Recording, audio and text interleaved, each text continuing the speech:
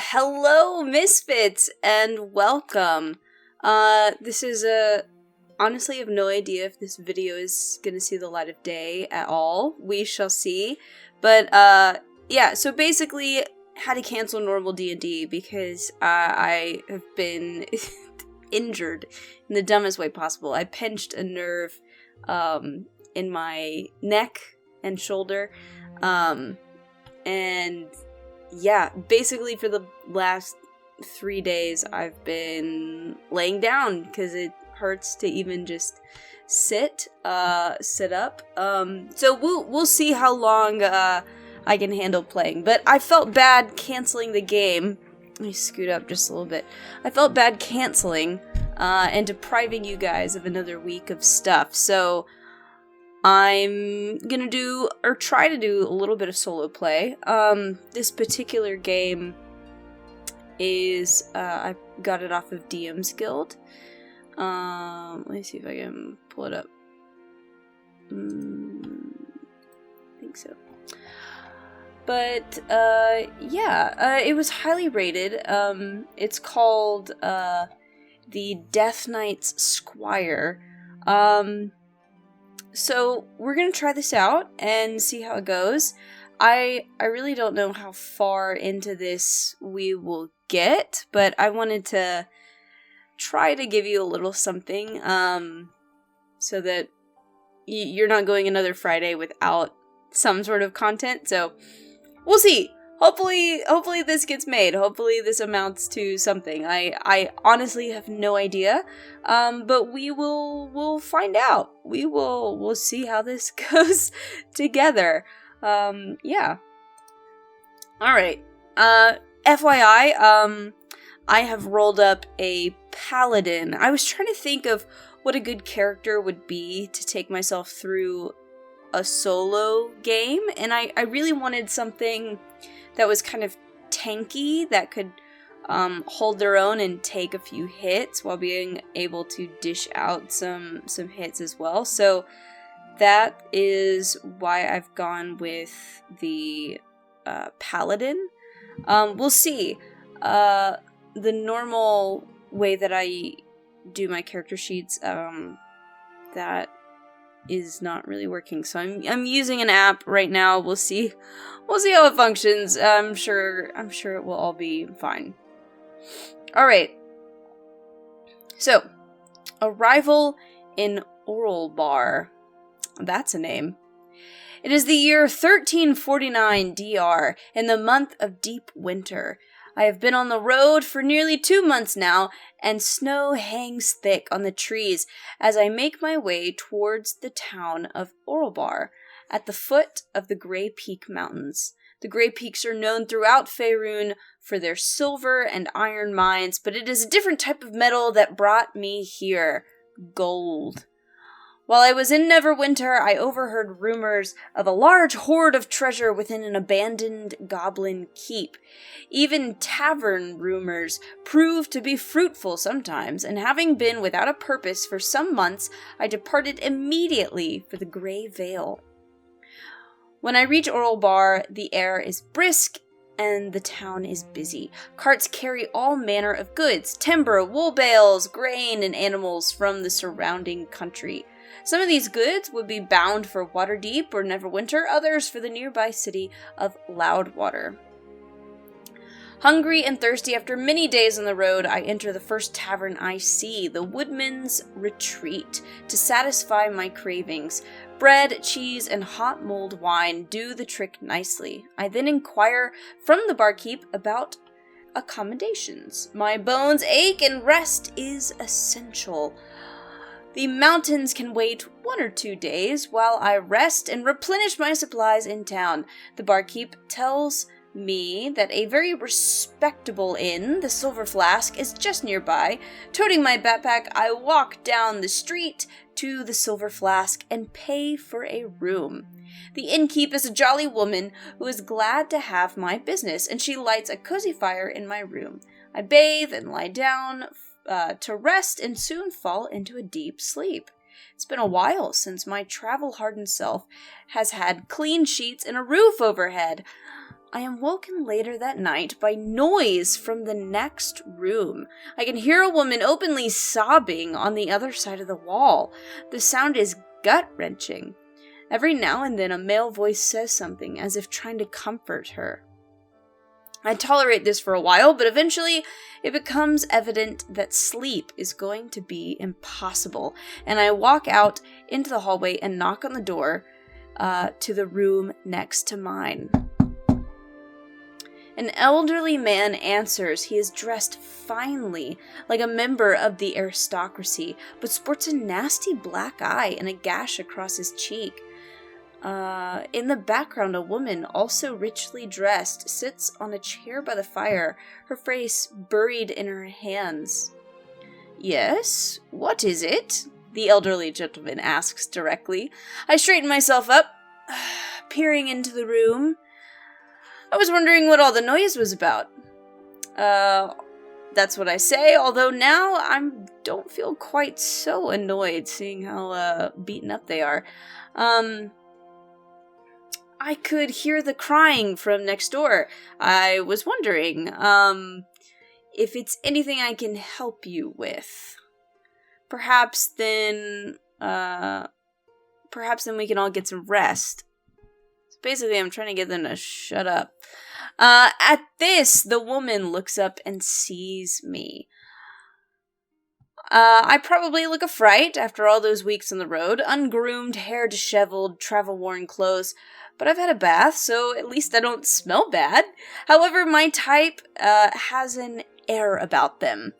You've seen a fight or two and know how to handle yourself in most situations. You're what's known in these parts as the adventuring type. Such types generally know how to get things done, things that others might shy away from. "Show our guest in, Elric," the woman says weakly, drying her tears with a silk handkerchief. I am shown to a chair. For some reason, this old couple, who introduce themselves as Lord and Lady Brumont, welcome my presence, if only as a distraction from the grief they seem consumed by. "We arrived here last night," Lady Brumont begins. "Elric is so busy these days, so we thought we would bring ourselves out to Orlebar for a little holiday. Our son, he's so fond of the mountains, loves all the stories. Well, he's our grandson, really, the son of our daughter who died some years ago. He is all we have left of her. We call him our son." Lady Brumont begins sobbing once more. Oh my gosh, these people. Elric Brumont picks up the thread. "Long story short, my friend, we were accosted on the stretch of road when he appeared from nowhere, a knight, towering brute of a man, all clad in armor." Lord Elric points to his face, where his black eye is. Did this to me, knocked me out cold, then grabbed our boy, threw him on a horse, and bolted without a word." I say, mulling over this information. "Did he seem familiar, this knight?" Elric shakes his head. "I know what you're thinking. Wealthy aristocrat on a holiday from Loudwater. Someone must have known we were coming out here and seized the opportunity. It's true. I am what you would call a public figure. It is well known, in Loudwater at least, that I am a wealthy man. But no, this knight was something else. We didn't see his face. It was hidden by a great metal visor. A towering warrior he was, a hulk of a man." Lady Brumont speaks again. "And he has kidnapped our poor little Daric, abducted him, just ripped him out of our grasp." "What did you do then?" you ask. "We came straight to Orlebar," Brumont says. "We went to the captain of the guard, but he... "A thoroughly incompetent fool," Lord Brumont growls. "Said this knight was a ghost, that he'd chosen Daric as his squire, and that there was nothing we could do about it. Said Daric wasn't the first, called him the Death Knight. You can imagine what a comfort that was to us. They say the knight lives in the wood nearby, Lady Brumont says, as if in a waking dream. Weathercote Wood, isn't it, dear?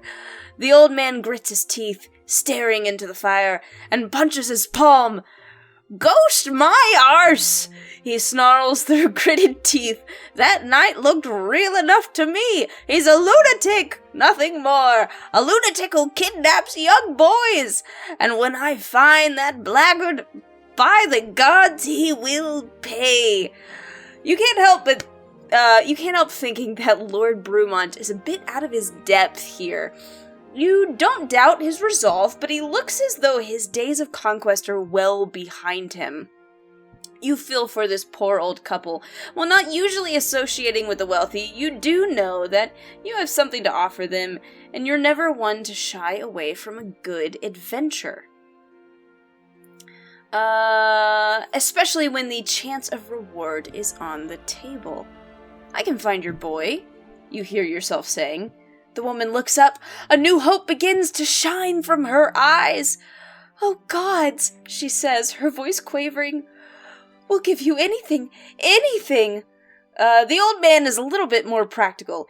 If I was a few decades younger, I'd be out there myself. I saw action in the Battle of Tangle Fork when we freed the Vale from Renshaw rule.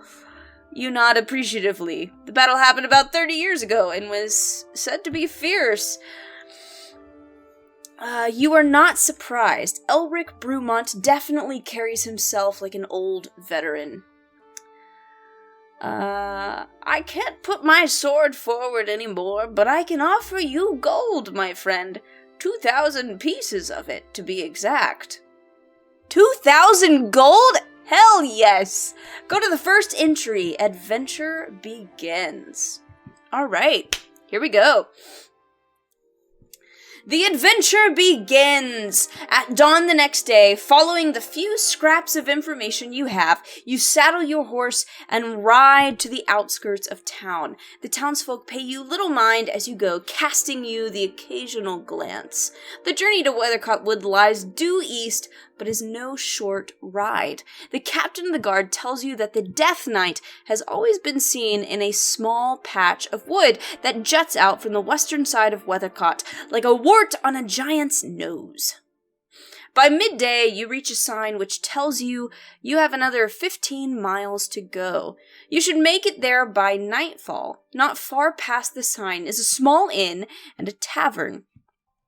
The old man sits on a chair in the afternoon sun and raises a tankard of ale as you pass. Last drink for many miles, the old man calls to you. Come, set, I'll buy you an ale.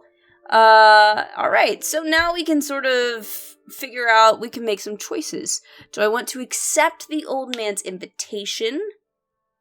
Or am I mindful of the time and ride on? This is a good question. I kind of feel like I shouldn't dilly-dally, you know? I don't want to... Man, a brewski sounds good, though. But, no. There's a boy's life on the line. Although, knowing how old that couple is, I'm sure this boy is, like, older. Alright, I'm gonna keep going. That's what I'm gonna do. Alright, sally forth. It is late when you finally reach the Weathercote Wood, some 55 miles east of Orlebar. There, on the wood's edge, you camp and let your horse run free. You won't be needing him for a while. Weathercote Wood is thick, the foliage dense, towering walls of green, and in there somewhere, if the information I have is to be trusted, is the boy Daric Brumont. You settle down in your bedroll, the embers of your fire keeping you warm well into the night. After a full day's riding, it doesn't take long for you to fall asleep into a deep slumber, the sound of a nearby river lulling you to sleep. You wake just before dawn, fully rested, but a noise instantly puts you on guard. From somewhere nearby comes a wet, slathering sound. Quietly, you pick up your weapon and move forward stealthily when you are some 100 or so feet away. Whatever is lurking catches your scent, and you hear it running quickly away. Only dim starlight shows any detail, and all you can see is a darkened shape moving through the night towards the wood. I do have a ranged weapon. I have 5 javelins. I could attack.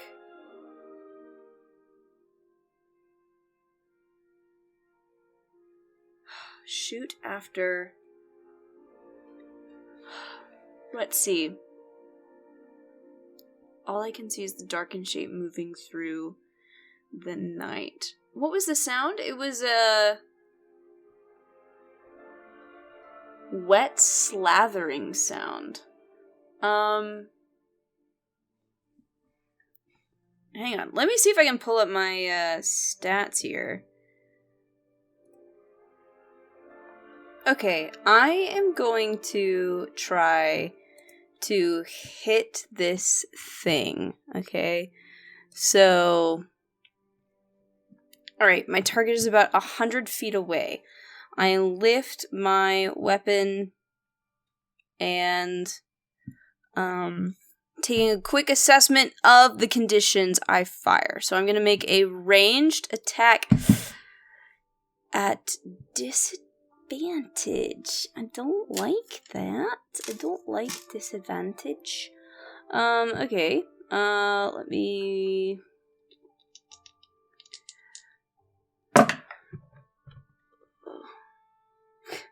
An 8. And a 5. Ooh. 5 plus 6 is 11. Nope. I miss, so I'm gonna go to miss. I watch the black shape scurry away back into the cover of Weathercote Wood and curse my poor aim. Then I walk forward to where the creature had been before I startled it and sent it running for the trees. Alright.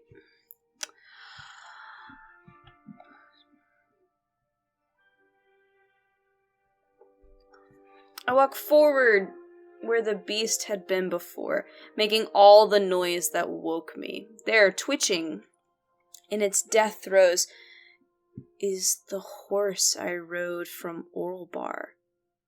Shoot, it killed my horse. Gritting my teeth in anger, I take out my weapon and quickly put the poor beast out of its misery. The first rays of dawn begin to creep into the sky. With a sigh of resignation, I wipe the horse's blood from my weapon and begin the trek towards the wood's edge.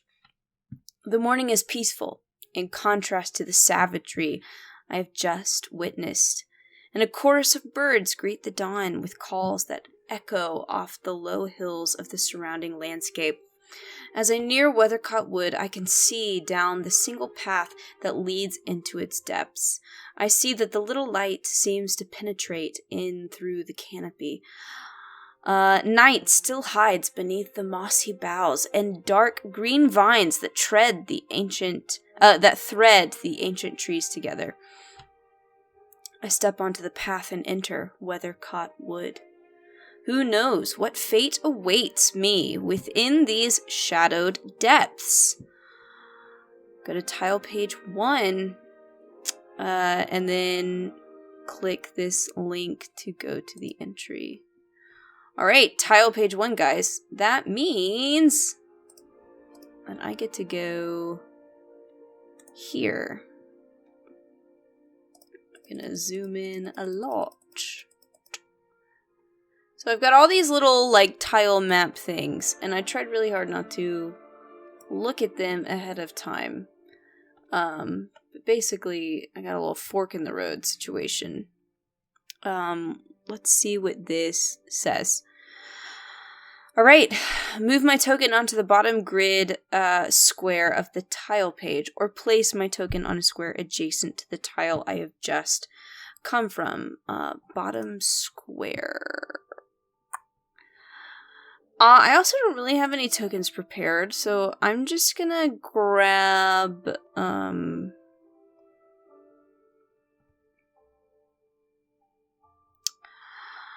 a little human paladin, but I don't really have anybody for that right now, so maybe I'll have to get one of those later and get that settled up. I guess for now, I'll just, well, he's huge. I'll use this little guy. And that will be me for right now. I'll get something better next time. But that will be me for now. Okay. You move ahead, deeper into the wood, and it almost seems as if the trees themselves are watching your progress. Indeed, as you go on, you really do get the feeling you are being watched. Options. I can move with stealth, make a stealth check, DC 12. I'm armored. I'm pretty sure I've got disadvantage on that. If I succeed, I can add 10 points to any D100 chance rolls I make while on this tile page. I can check for traps. Unless returning here. Roll perception. DC 12 is if successful, go to check success. If you fail, go to trap fail.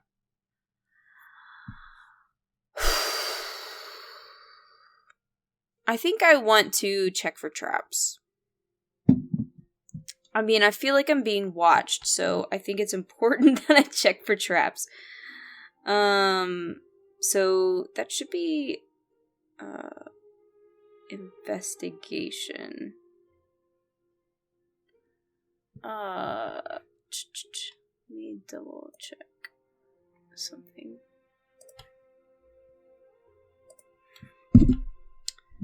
Just hit my mic. It's cool.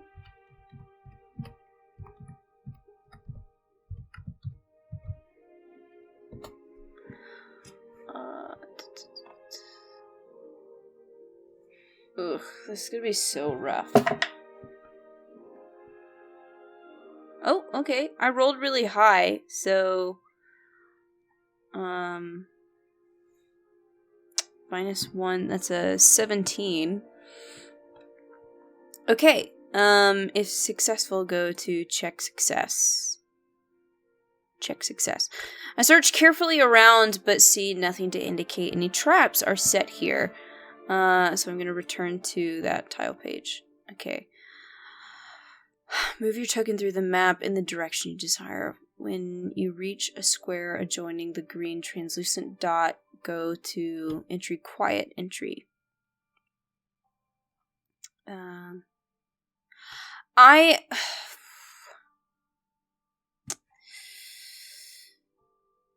question...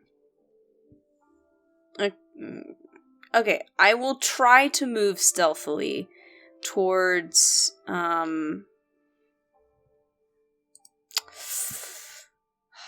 what do I think? North, east, west? I'm gonna try to move stealthily to, like, here. So.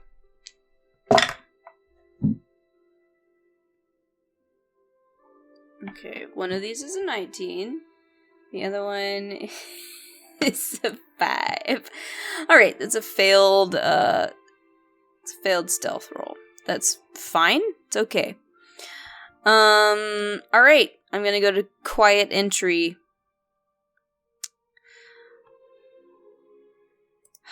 Here we go. You pause for a second, thinking you heard something. But no, it was just some bird flapping off out of cover. You watch it rise into the canopy and then look around at the 3 paths that lead off from here. Alright, I want to go north, so let's do that. So that should be towards 5.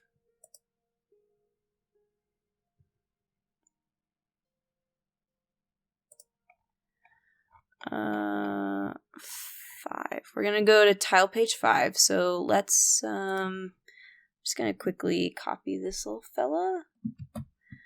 And we'll go to 5.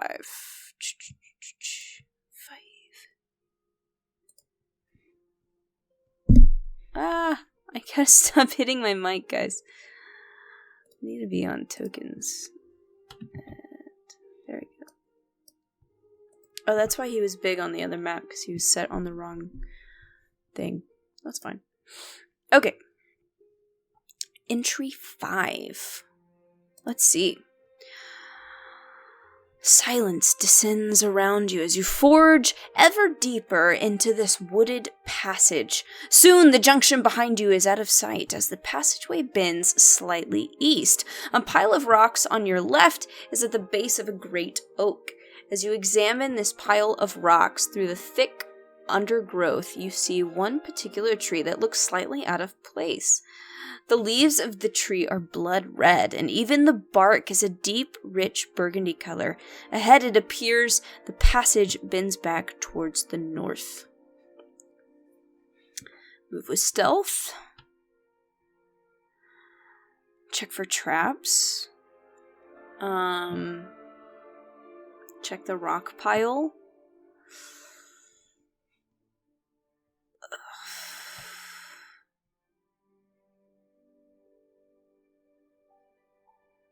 I definitely want to check out the rock pile and check out the red tree. I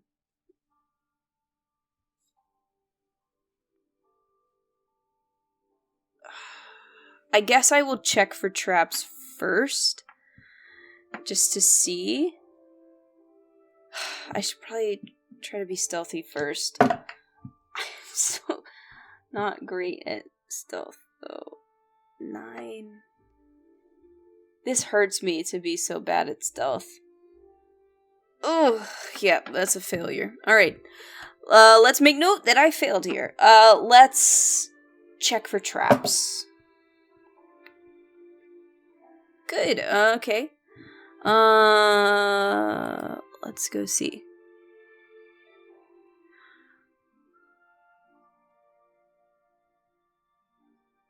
I succeeded on checking for traps.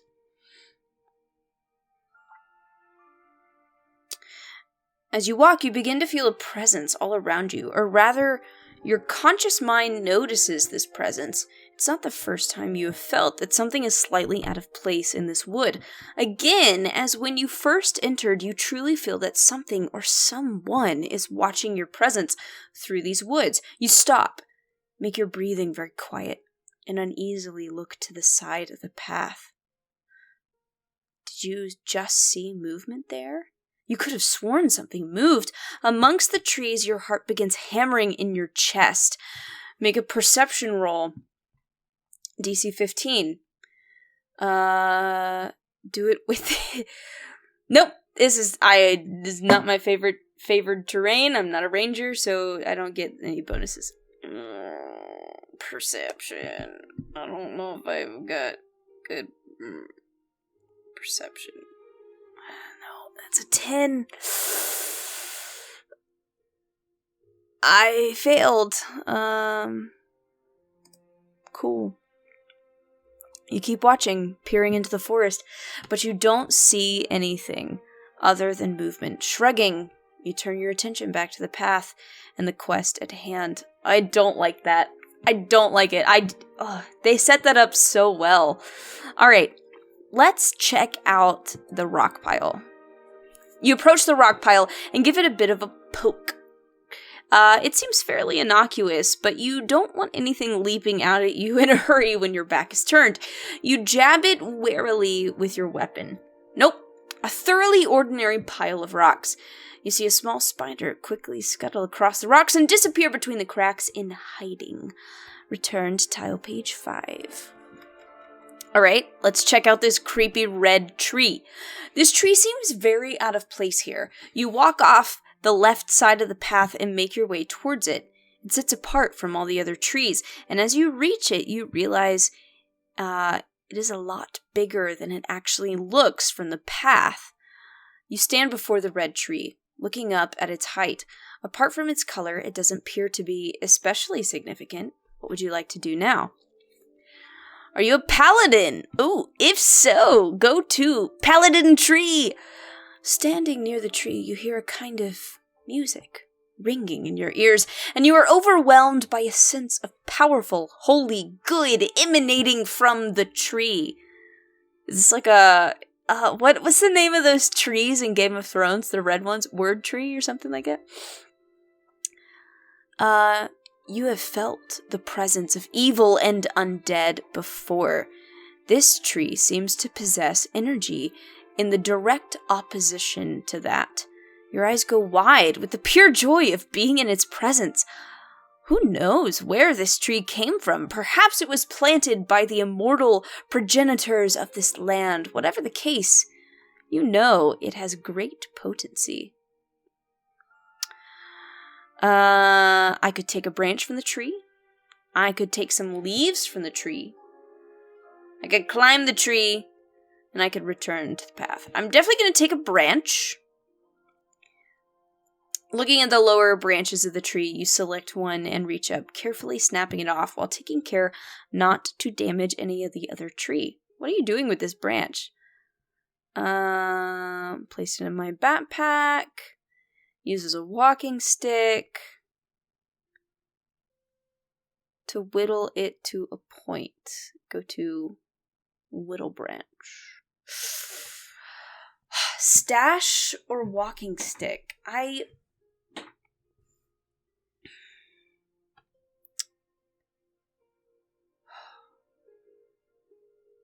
think I'm just going to stash it. Stash branch. Add the tree branch to my inventory. I guess I will make a note of that.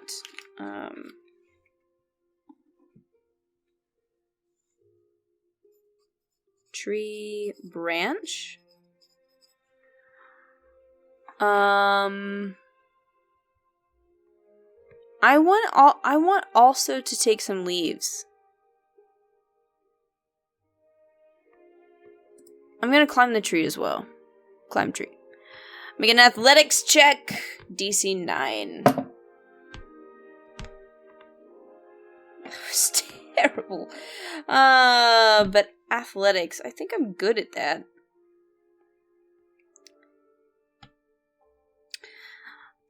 I rolled really bad, guys. So I got a 2, and I think even with all of my modifiers, I'm still failing that. So, oh dear. You make a few attempts to pull yourself up into the red tree's branches, but try as you might, you just can't get yourself up there. Athletic feats were never your strong suit, you tell yourself. What would you like to do now? Hang on, I want to take some leaves from the tree. Collect several handfuls of the blood-red leaves. They have a pleasant smell, and with a bit of experimentation, you could possibly be able to make some sort of tea out of this. The tea might even be beneficial in some way. There's no way of telling! Add red tree leaves to my inventory.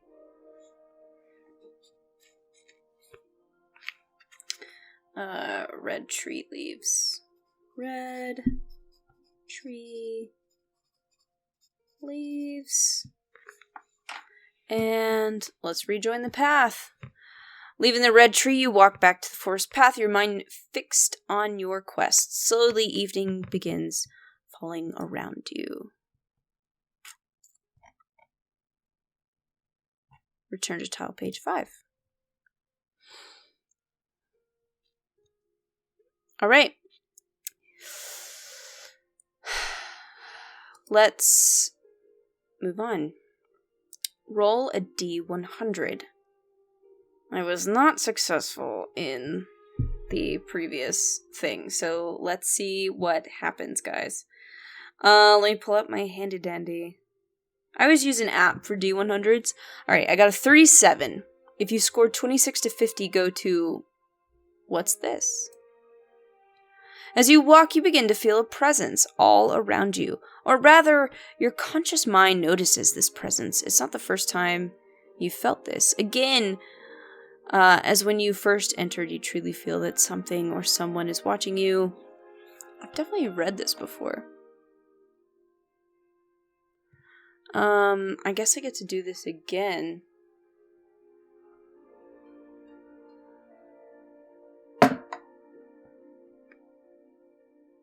Not one. No. As you were. Alright,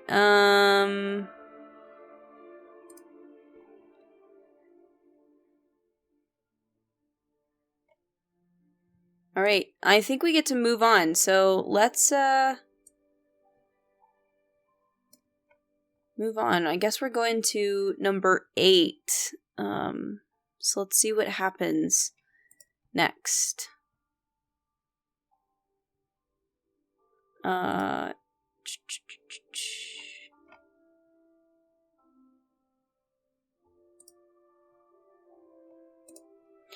Alright,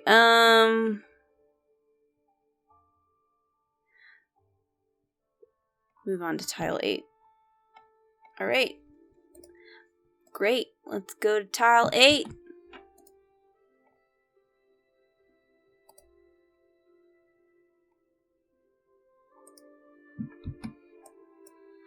Alright. Tile 8.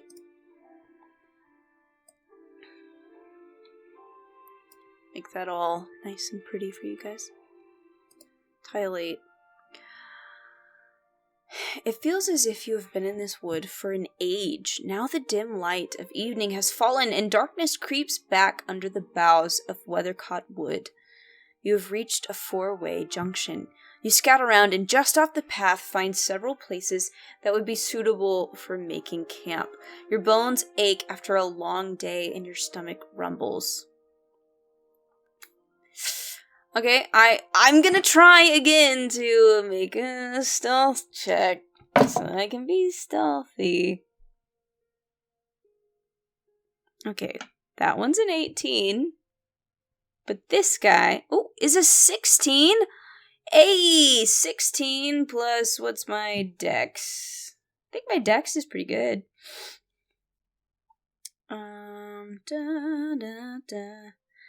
What is my dex? 2.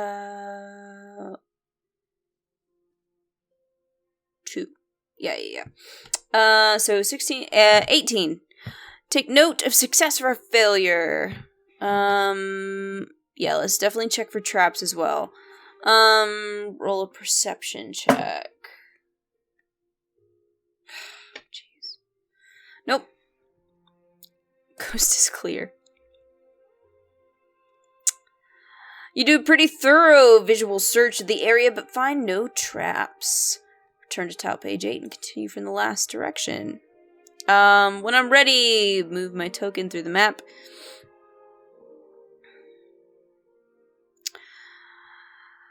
I guess I'll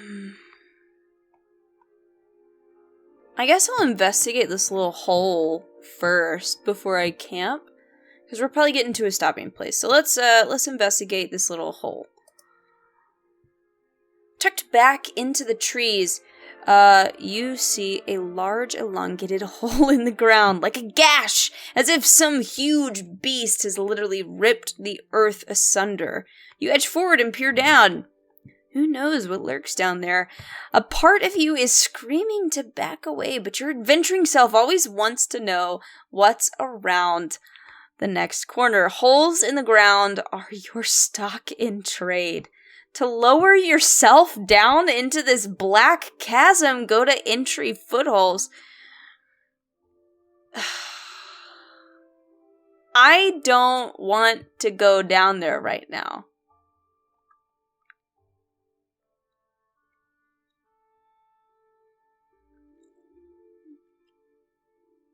Okay. I will investigate the hole in the morning. I want to camp. It's dark. It's night. Okay. Also, my back is killing me, so we're gonna stop. So we're gonna do, I think, better of descending into the gaping hole. Instead, consider my options at the 4-way junction. We're gonna do a little camp. I can see 2 potential camp areas just off the track. One on the northwest corner of the junction, and one on the northeast corner of the junction. I feel absolutely dog-tired in my bones and know that if I don't rest now, the rest of my mission could become increasingly difficult. I need to make camp and try to get some much-earned rest. To make my camp in the north. Ooh, guys, east or west? Shoot. Do I have a D2? I normally do have one, but I don't know if I see. Alright, we're gonna roll a D20. 1 to 10. 1 to 10 is gonna be west. 11 to 20 is gonna be east. 10. West. We're going west. I hope that's okay. Make my camp to the northwest.